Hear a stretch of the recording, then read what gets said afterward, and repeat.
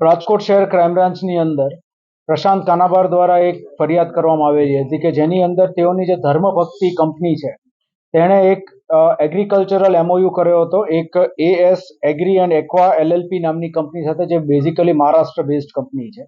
આ એગ્રીમેન્ટનો મૂળ મુદ્દો એ હતો કે જે ધર્મભક્તિ કંપની જે છે તેના દ્વારા વિવિધ સ્થળોએ જે આ ફળદ્રુપ ઉપજાઉ જમીન હોય ત્યાં જમીન જે છે એ શોધવાની, તેના જે ખેડૂત હોય તેની સાથે એગ્રીમેન્ટ કરાવી આપવાનો એએસ એગ્રીને, અને ત્યાં ગ્રીન હાઉસ અને બીજા ઇન્ફ્રાસ્ટ્રક્ચર ઊભું કરવા માટે થઈને અમુક ઇન્વેસ્ટમેન્ટ કરવાનું, અને તેની સામે તે લોકો દ્વારા જેટલું ઇન્વેસ્ટમેન્ટ કરવામાં આવશે તો 16 મહિના બાદ તે ઇન્વેસ્ટમેન્ટ 6 વર્ષ સુધી દર વર્ષે એટલું ઇન્વેસ્ટમેન્ટ મળતું રહેશે, પ્લસ જે હળદરની ખેતી એ જગ્યાએ કરવામાં આવશે તેમાંથી જે પ્રોફિટ મળશે તેમાં પણ એમનો ભાગ રહેશે. આ આખું જે એમઓયુ થયું એ બધું 2021ની અંદર મહારાષ્ટ્ર, પછી અમદાવાદ, પછી આપણે અહીંયા રાજકોટ, એની અંદર અલગ અલગ જગ્યાએ મિટિંગ્સ થઈ, અને મિટિંગ્સની અંદર આ બધામાં ડિસાઇડ થયું કે કઈ રીતે આની અંદર આગળ બિઝનેસ લઈ જવો. તેના આધારે 54 એકર જેટલી જમીન છે તે ધર્મભક્તિ દ્વારા મેળવવામાં આવી, અને આશરે 65 કરોડ રૂપિયા જેટલું ઇન્વેસ્ટમેન્ટ કરવામાં આવ્યું. અને ત્યારબાદ જે 16 મહિના વીતી ગયા 2023ની અંદર, અને જે એમને પૈસા મળવા જોઈએ મળતા નહોતા એમને, એટલે તે લોકો દ્વારા સામેની જે પાર્ટી હતી, જે એએસ એગ્રી છે, તેમના સંપર્ક કરીને તેના માટે થઈને જરૂરી માહિતી એમની પાસેથી મેળવવાની શરૂઆત કરવામાં આવી. પ્લસ જે જમીન હતી તે જમીનની અંદર જે ખરેખર જે ઇન્ફ્રાસ્ટ્રક્ચર ઊભું થવું જોઈએ, જે મજૂરો આવવા જોઈએ, હળદરની ખેતી થવી જોઈએ, એ પણ એમ સામેની કંપની દ્વારા શરૂ નહોતું કરવામાં આવ્યું. એટલે એ લોકોને શંકા જતા તે લોકોએ ક્રાઇમ બ્રાન્ચમાં સૌપ્રથમ અરજી કરી હતી, જેમાં તપાસના અંતે ગુનાહિત બનતું હોય તો ક્રાઇમ બ્રાન્ચ દ્વારા આમાં ગુનો દાખલ કરવામાં આવ્યો છે.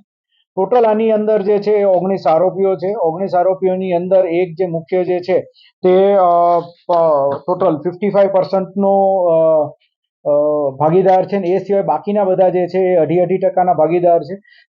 જે 3 આરોપીઓ જે છે, જે લોકો મુખ્ય આની અંદર જે મેનેજમેન્ટ કરતા હતા અને 55%ના ભાગીદાર હતા, એમાં પ્રશાંત જાડે, સંદીપ ચિંતામણ અને સંદેશ ખામકર કરીને જે છે તે લોકો જે રહ્યા એ લોકો ઓલરેડી ત્યાં મહારાષ્ટ્રની અંદર પણ આમની ઉપર ગુનો દાખલ થયેલો છે, તે ગુનાના કામે જેલમાં છે. અને હાલ ક્રાઇમ બ્રાન્ચની ટીમ દ્વારા બીજા 4 આરોપીઓ જે છે તેઓની અટક કરી 10 દિવસના રિમાન્ડ મેળવવામાં આવ્યા છે, અને તપાસ હાલ શરૂમાં છે, અને બાકીના આરોપીઓની ધરપકડ કરવા માટેની તજવીજ જે છે શરૂ કરવામાં આવી છે. એમઓયુની અંદર જે મેં આપને કહ્યું એ મુજબની શરતો હતી કે આ પ્રમાણે જે જમીન શોધી લાવી અને પ્લસ ઇન્વેસ્ટમેન્ટ કરવું કે જેથી કરીને ઇન્ફ્રાસ્ટ્રક્ચર ને એવું બધું ડેવલપ થઈ શકે હળદરની ખેતી માટેનું. અને સામે પક્ષે સામી કંપની જે છે એ હળદરની ખેતી માટે મજૂરો લઈ આવશે, અને હળદરની ખેતીને એનું જે વેચાણ કરવાનું કામ એ લોકો કરશે, અને પછી એ લોકો પ્રોફિટ શેરિંગ પણ કરશે એમાં. અને જે ઇન્વેસ્ટમેન્ટ હશે એ 16 મહિના બાદ 6 વર્ષ સુધી દર વર્ષે એમને એટલું ઇન્વેસ્ટમેન્ટ પરત મળતું રહેશે. અને આમાં ખેડૂતનો પણ એક ભાગ નક્કી કરવામાં આવ્યો હતો, જે કે લીઝ એગ્રીમેન્ટની અંદર એ અલગ અલગ ખેડૂતો જે 54 એકર જમીનના છે એ લોકોની સાથે અલગ અલગ એગ્રીમેન્ટ થયેલા હતા.